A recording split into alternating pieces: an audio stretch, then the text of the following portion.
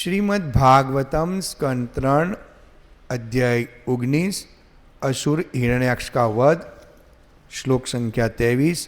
अर्थ अनुवाद भावार्थ श्री श्रीमद् देशी भक्ति वेदांत स्वामी प्रभुपाद के द्वारा।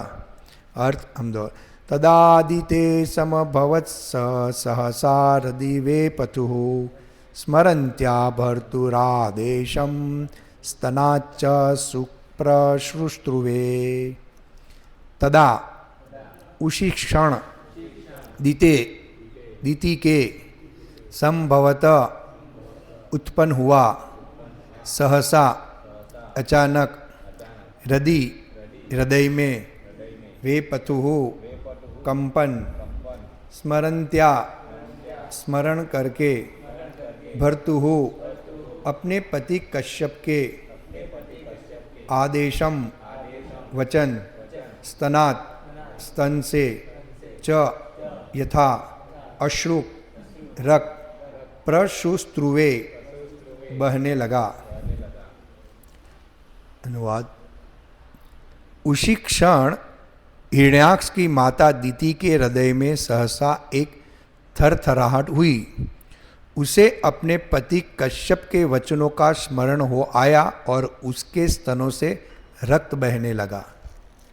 तात्पर्य लिखते प्रभुपाद।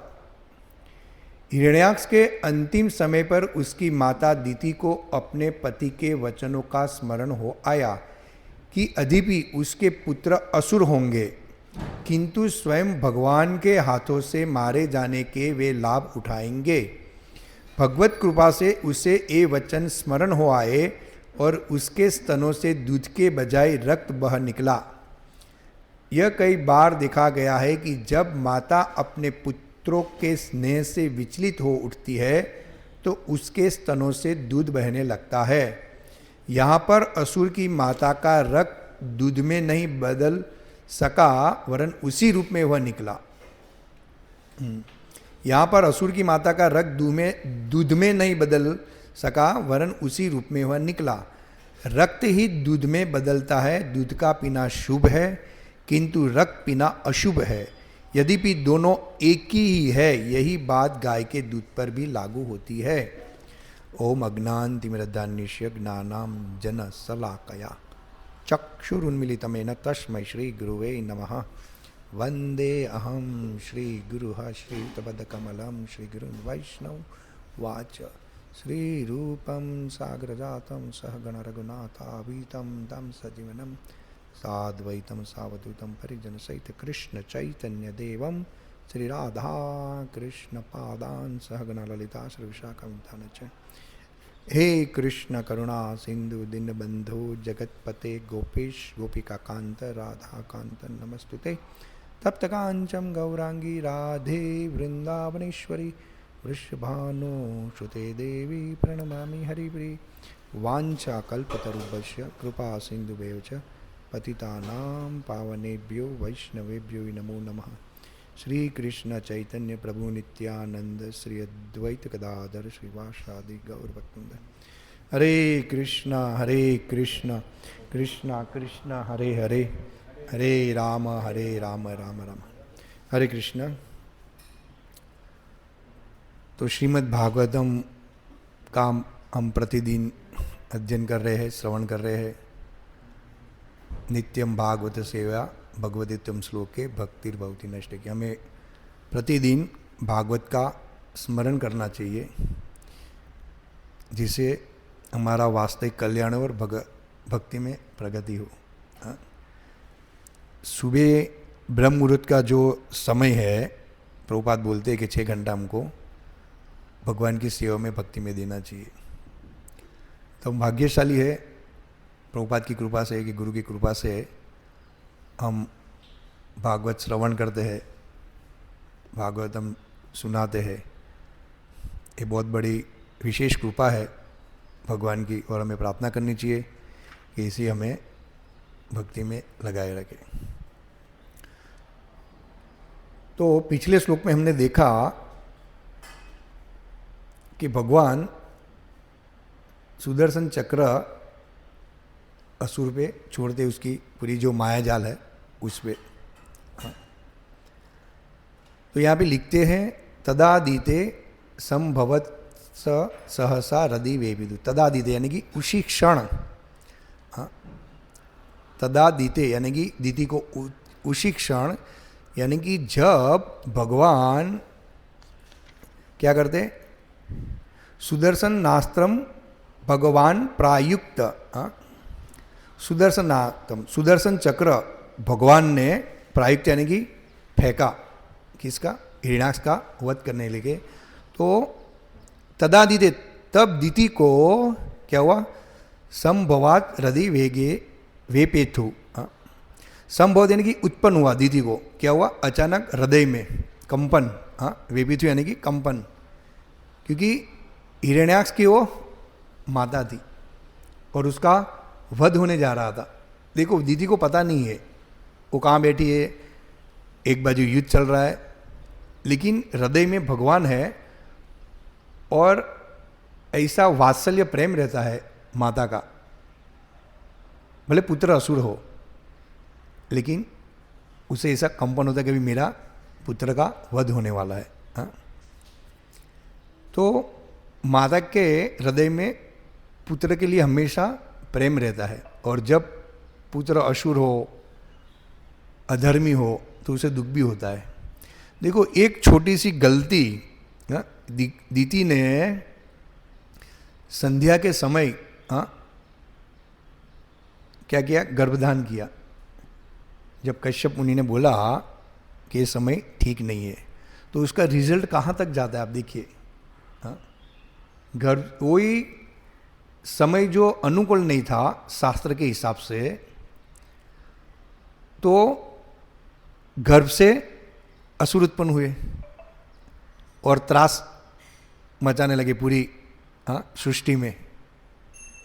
एक गलती, छोटी सी गलती कहाँ ले जाती है। यानी कि शास्त्र में जो भी विधि विधान है उसका जब हम पालन नहीं करते हैं तो उसका फल हमको भुगतना पड़ता है। कुछ नियम दिए गए हैं, कुछ आचरण है, सदाचार है, उसका हमें पालन करना चाहिए, वरना उसका हमको क्या होता है, विपरीत असर पड़ता है। हम बीज बो देते हैं, ऐसा नहीं कि हमने शास्त्र के विरुद्ध कुछ कार्य किया है तो उसका तुरंत हमको फल मिल जाएगा। कभी कभी तुरंत भी मिलता है, लेकिन फिर उसका बाद में मिलता है। जब हम कुछ गलती करते तो हमको लगता है, पश्चाताप करते हैं कि हमने गलत कर दिया। लेकिन ऐसी कोई गलती हो तो बहुत ध्यान रखना पड़ता है कि ये आने वाले समय में इसकी क्या असर होएगी। तो तदादीते संभवत सहसा, तभी दीदी के हृदय में कंपन उत्पन्न हुआ। माता थी ना, ऐसी जब यशोदा माता जब दही का वलोना वलोती है रस्सी से, कृष्ण बुक में है, वर्णन किया प्रभुपाद ने, तो जोर जोर से ऐसे हिला दिए और तब उसको कृष्ण की याद आती है, वात्सल्य प्रेम जागृत होता है। तो उसी समय माता के स्तन से दूध टपकता है, आप समझे। तो ये वात्सल्य प्रेम है। तो इसी तरह यहाँ दीदी के हृदय में भी वात्सल्य प्रेम जगा, लेकिन यहाँ प्रभुपाद लिखते हैं कि स्तना च सुप्रशुस्त्रुवे, अश्रु का प्रस्तुवे, अश्रु यानी कि रक्त बहने लगा, दीदी के हृदय में से रक्त निकला। और प्रभुपाद लिखते हैं तात्पर्य में कि जो रक्त है उसका परिवर्तन क्या होता है, दूध में होता है, और दूध पीना शुभ है और रक्त पीना अशुभ है। असुर लोग ज़्यादातर जो मनुष्य है उसके रक्त की लालसा रखते हैं, उसको टेस्ट आता है, आप समझे। तो ये अशुभ है। तो दीदी के क्या हुआ, कंपन हुआ, रक्त निकला स्तन से और दूध में परिवर्तन नहीं हुआ। यानी कि दीदी को क्या हुआ, उसी क्षण, यहाँ पे लिखते प्रभुपाद, स्मरणता भर्तुरादेशम, स्मरण करके, भर्तु यानी कि अपने पति कश्यप के, उसको क्या है, वचन याद है। प्रभुपाद यहाँ लिखते हैं कि हिरण्याक्ष के अंतिम समय पर उसकी माता दिति को अपने पति के वचनों का स्मरण हो आया कि यद्यपि उसके पुत्र असुर होंगे किंतु स्वयं भगवान के हाथों से मारे जाने का वे लाभ उठाएंगे। उसको स्मरण आ गया कि मेरे पति ने जब जो समय अनुकूल नहीं था तभी मेरे को ये बात बताई थी कि तुम्हारे गर्भ से 2 असुर जन्म लेंगे। देखो तो वो अभी यहाँ पे वो स्मरण कर रही है कि बात सही पड़ रही है। हाँ, लेकिन उसको एक आनंद हो रहा है कि मेरे जो पुत्र है उसका वध भगवान के हाथ से होएगा और भगवान से मारे जाने का वे लाभ उठाएंगे। आप समझो कि असुर को भगवान जब मारते हैं तो भी वो भाग्यशाली होता है। तो जो भक्त बिना किसी कामना के अन्य अभिलाषिताम शून्यम भगवान की सेवा में जो लगा है तो कितना बड़ा लाभ होएगा उसको, हम कल्पना नहीं कर सकते। कल्पना की बात है, हमारी इंद्रियों से पर है। हम इस भौतिक जगत में है प्रकृति के 3 गुण और काल के प्रभाव में और कलयुग के प्रभाव में। फिर भी जो भी भक्त कृष्ण की शरण में है अपना सब कुछ त्याग दिया है, यानी कि घर बार उसने नहीं छोड़ा है। कोई संपूर्ण भगवान की सेवा में, कोई ब्रह्मचारी है, कोई सन्यासी है, कोई गृहस्थ है, फिर भी भगवान को उसने केंद्र में रखा है।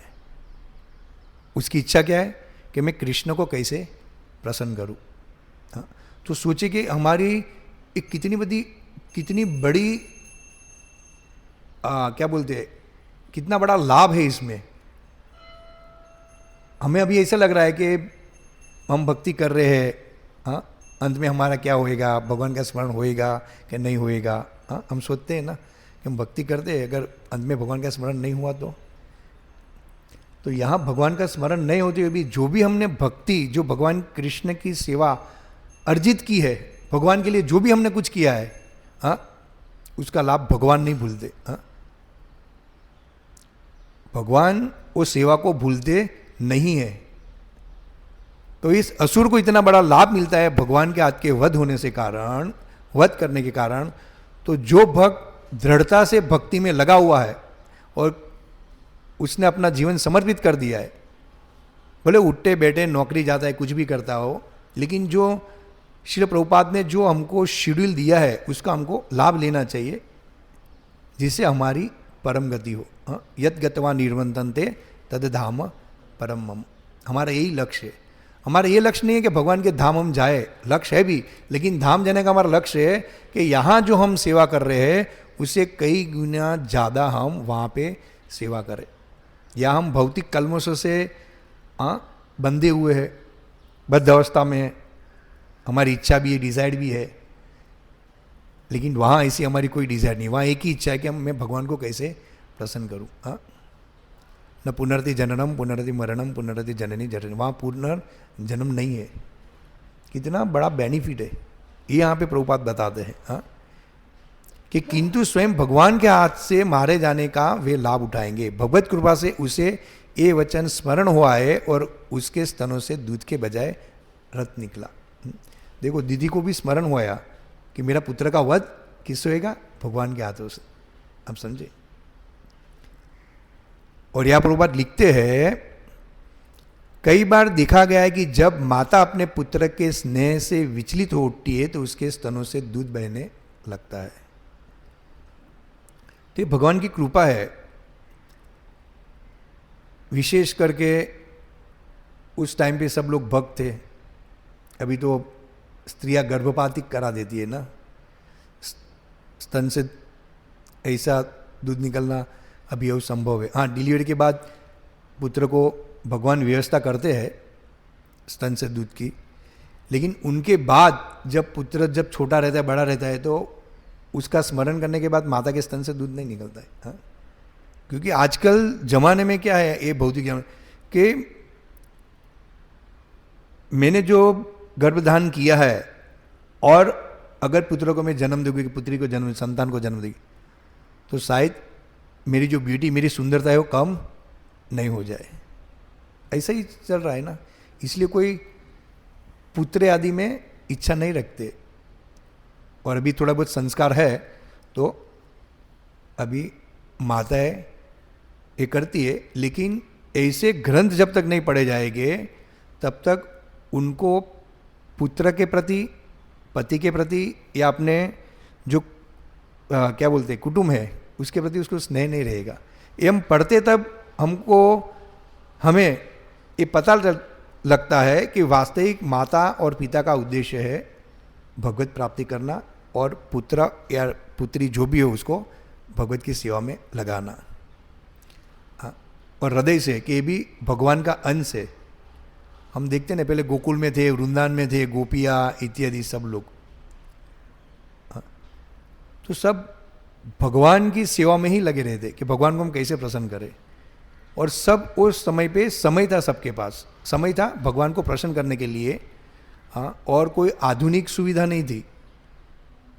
आज हम देखते हैं कि भाई कोई जो क्या बोलते ऊर्जा क्षेत्र उस पर बॉम्ब मारने का प्रयास करने का बोल रहे हैं युद्ध में। अगर वो टूट गया तो क्या होएगा? वो टूट गया तो बिजली के बिगड़ क्या करेंगे लोग? मर जाएंगे। एसी नहीं चलेगा, लाइट नहीं मिलेगी, सब बिजनेस रुक जाएंगे। तो आज मैं वो नीचे महाराज के साथ बात कर रहा था। मैं बोला हमारा नंदग्राम है जो हमारे गुरु महाराज परम पूज्य भक्ति विकास महाराज ने बनाया हुआ है, सांडिया गांव राजपीड़ा। तो वहाँ इतने सालों से बिजली नहीं है। कोई भक्त मोबाइल यूज़ नहीं कर रहा है, इलेक्ट्रिसिटी यूज़ नहीं कर रहा है, नहीं तो खेती के लिए ट्रैक्टर है, आधुनिक वाहन व्हीकल है, ऐसा कुछ नहीं है। गाय है, बलद है, और खेती करते हैं। वहाँ से ही वो सब अनाज लेते हैं, खेती करने के बाद वावनी करते हैं और वही खाते हैं, और जो ज़्यादा रहता है वो बेच देते हैं। फिर भी जीवित है और भक्ति कर रहे हैं और अच्छा जीवन व्यतीत कर रहे हैं शांति से। और उसके सामने में अभी का माहौल देखे तो लोग विचलित हो रहे हैं कि हमारी गाड़ी में पेट्रोल नहीं होगा तो पेट्रोल की लाइन लग गई। मैं क्या करूँगा आप समझो। इतनी रिक्शाएं है, BRTS बस है, लेकिन मैं रह जाऊँगा आप समझो। यानी कि उसकी चेतना ऐसी है कि अगर ये नहीं मिलेगा तो मैं असहाय हो जाऊँगा। और जो सहायता हमको करते हैं, जो परम कृपाणु भगवान कृष्ण, दयानिधि, भगवान के एक नाम है दयानिधि, भक्त वत्सल, वो जो पालन करते हैं उस पर कोई भरोसा नहीं। ये हालत है। और यही दूषित चेतना के द्वारा जीव बंध जाता है, क्योंकि बद्धी है पहले से, और यही सोच रहा है कि ये अगर चीज़ मुझे नहीं मिलेगी तो वास्तविक मेरा जीवन व्यर्थ हो जाएगा, मैं कुछ काम का नहीं रहूँगा, मैं असहाय हो जाऊँगा। जब यहाँ वर्ण और आश्रम के हिसाब से जब व्यवस्था होती है तो इसमें कोई उथल पाथल नहीं होती है। गाय दूध देती है, उसमें से मक्खन निकलता है, छाछ निकलती है, दही निकलता है, सब व्यवस्था भगवान ने कर दी है। और यहाँ प्रभुपाद लिखते हैं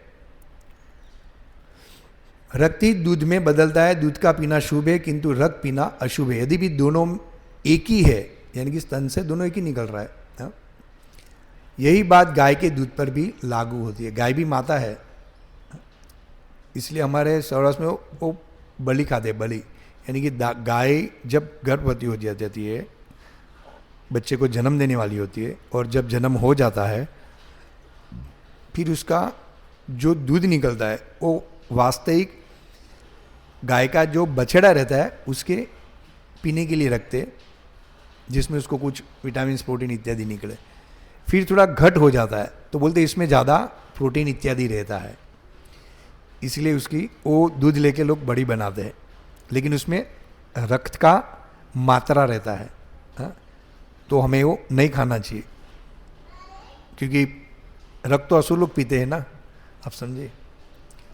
तो जब शुद्ध दूध आता है तभी हमको उसको ग्रहण करना चाहिए। और गाय भी इस तरह दूध देती है। हमको कितने सारे लोग को दूध मिलता है, वो सुमूल का हो, अमूल का हो, जो भी हो, मिक्सिंग हो, लेकिन दूध तो सबसे कलेक्ट करते हैं ना। और वही गाय की यहाँ पे कत्ल हो रही है, लेकिन वो लोग सोच नहीं रहे हैं कि अगर गाय की कत्ल हो रही है तो फिर ये जो हम दूध ग्रहण कर रहे हैं, जिससे द्वारा हमारी चेतना जो ज्ञान तंतु है वो सतोगुण में रहेंगे, अच्छे रहेंगे, जिससे हम भगवत भक्ति कर पाएंगे। तो वहाँ से ये मूड को वो ख़त्म कर रहे। हाँ, गाय भी माता है ना, क्योंकि हम उसका दूध पी रहे, उसका हम पे ऋण है। और एक कत्ल खाने करने से ये सब महामारी का उद्भव होता है, जड़ से काटने से। तो इस तरह दीति को कंपन होता है, कभी मेरा पुत्र का वध होने वाला है, लेकिन उसको एक आनंद है कि मेरा पुत्र भगवान के हाथ से वध होएगा।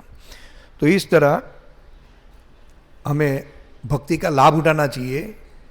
ये सब श्लोक से हमको ज्ञात होता है कि हम कितने भाग्यशाली है कि प्रभुपाद ने, श्रील प्रभुपाद ने हमको इस संस्था में हमको जोड़ा हुआ है। कोई साधारण जीव नहीं है जो भी भक्ति में लगे हुए हो। हाँ, बहुत बहुत बहुत बहुत बहुत बहुत भाग्यशाली है। इसलिए जितना हो सके हमें भगवान की सेवा, अर्चना इत्यादि करना चाहिए, भगवान में समय देना चाहिए, जिससे हमारा आने वाला जो जन्म है वो ऐसे दुखमय वातावरण में नहीं पड़े, वापिस हमको इस जगत में आना नहीं पड़े, और वापिस हम माया के प्रभाव में बह नहीं जाए। हाँ, हिरण्याक्ष हिरण्यकश्यप की तरह। और तब हमको भक्ति मिली नहीं मिली, भक्ति का विनाश नहीं होता है। लेकिन अभी जब ये हालत है, ज़्यादातर हम देखते हैं किसी के पास समय नहीं है। हाँ? इसलिए भगवान ये सब व्यवस्था करते हैं कि लोग भगवद गीता भागवतम नहीं पढ़ते हैं, और जब पाप बढ़ जाता है तो भगवान ऐसी सब महामारी लाते हैं, युद्ध लाते हैं। ये सब भगवान की योजना होती है कि जिससे द्वारा जीव वापिस भगवान के साथ पुनः संबंध स्थापित करे। ये योजना रहती है, वो भक्त समझ सकते हैं।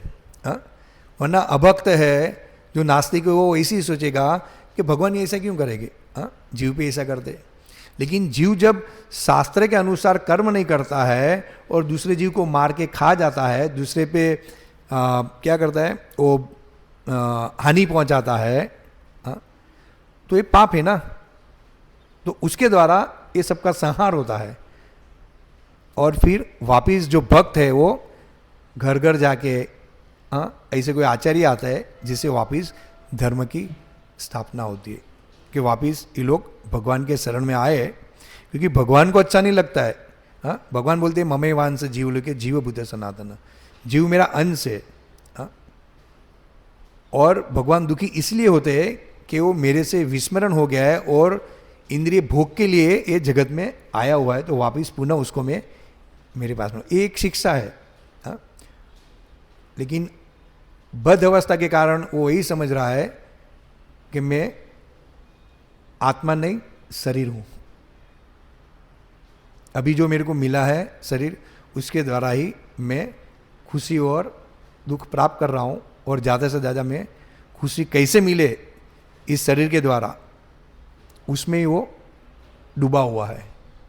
और वो उसमें से बाहर निकालने के लिए जब ऐसी परिस्थिति आता है, तब जीव क्या करता है, भगवान की शरण में जाता है कि भगवान मेरी रक्षा करो, ए अल्लाह मेरी रक्षा करो। आप समझे, ये खुदा, हाँ, राम कृष्ण, जब ये महामारी देखते हैं, यानी कि तब वो भगवान के पास आते। इसलिए दुखे स्मृति, सुखे विस्मृति। दुख में भगवान को याद करते हैं और सुख में भूल जाते हैं। लेकिन भगवान दयालु है कि जैसे असुर को बहुत बड़ा लाभ दिया, इसी तरह सब जीव को भगवान उसकी शरण में आने को बोल रहे, जिससे उसका वास्तविक कल्याण हो। हरे कृष्ण। श्रीमद् भागवतम की जय, श्री प्रभुपाद की जय। वांछा कल्पतरुभ्यश्च कृपा सिंधुभ्यो च पतितानां पावनेभ्यो वैष्णवेभ्यो नमो नमः।